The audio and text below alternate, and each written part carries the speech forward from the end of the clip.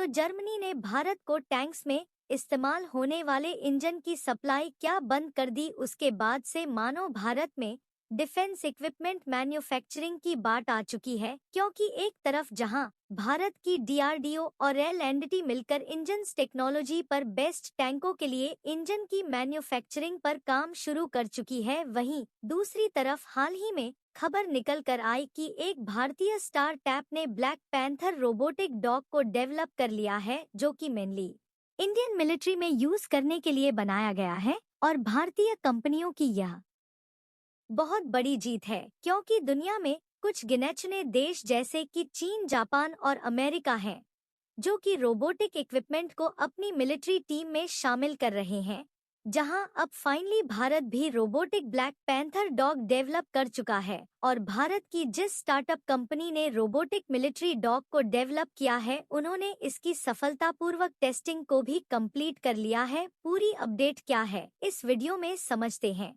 लेकिन आगे बढ़ने से पहले भारतीय वैज्ञानिकों की सफलता के लिए वीडियो को एक लाइक करके चैनल को सब्सक्राइब कर लीजिए, क्योंकि यह आपके लिए 1 सेकंड का काम है, लेकिन इससे हमारी काफी बड़ी मदद होती है। दरअसल हाल ही में कुछ दिनों पहले जर्मनी ने भारत में बनाए जा रहे अर्जुन टैंक्स में इस्तेमाल होने वाले इंजन को अगले 4 सालों तक देने से साफ इनकार कर दिया। इसके बाद से मानो इस समय भारत में डिफेंस मैन्युफैक्चरिंग की बाढ़ आ चुकी है और एक के बाद एक नई टेक्नोलॉजी पर भारत की डिफेंस मैन्युफैक्चरिंग कंपनियां नए डेवलपमेंट कर रही हैं। देखिए, इस समय दुनिया के कुछ गिने-चुने और डेवलप्ड देश जैसे कि चीन, अमेरिका और जापान अपने मिलिट्री को रोबोटिक बनाने में लगे हुए हैं।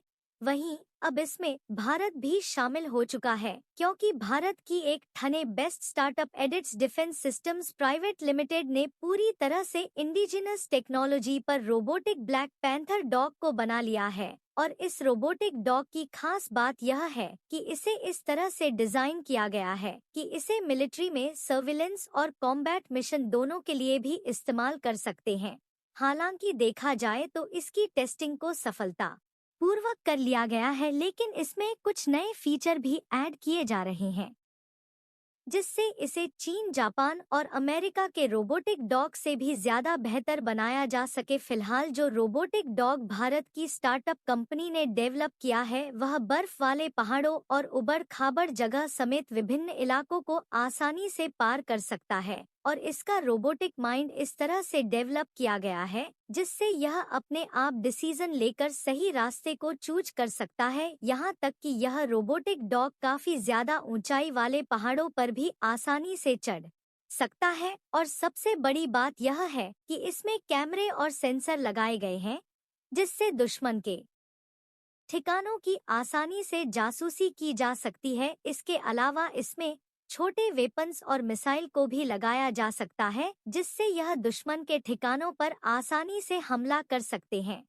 और इससे जो आर्मी के नौजवानों की जान चली जाती है, उससे भी बचा जा सकता है। आपको बता दें कि इसे ठाणे बेस्ट जिस स्टार्टअप कंपनी ने बनाया है, उनका कहना है कि ब्लैक पैंथर डॉग को डेवलप करने में डिजाइनिंग से लेकर मैन्युफैक्चरिंग तक एक भी विदेशी उपकरण का उपयोग नहीं किया गया है, यानी कि इसे पूरी तरह से स्वदेशी तौर पर विकसित किया गया है, जिससे दूसरे देश की निर्भरता को भी कम करने पर जोर दिया जा रहा है। और यह मेक इन इंडिया को एक नई मजबूती प्रदान करने में काफी ज्यादा मददगार है। इसके अलावा भी जो डिफेंस इक्विपमेंट जैसे कि मॉड्यूलर ब्रिक और अर्जुन टैंक्स अब भारत में बनाए जा रहे हैं, इन्हें पूरी तरह से स्वदेशी तौर पर विकसित किया जा रहा है, जो कि दूसरे देश की ऑर्गेनाइजेशन से निर्भरता को कम करने और आत्मनिर्भरता को बढ़ावा देने के लिए मील का पत्थर साबित हो रहा है। अगर इसके परफॉर्मेंस की बात की जाए तो इसकी परफॉर्मेंस जो अमेरिका और जापान ने रोबोटिक डॉग डेवलप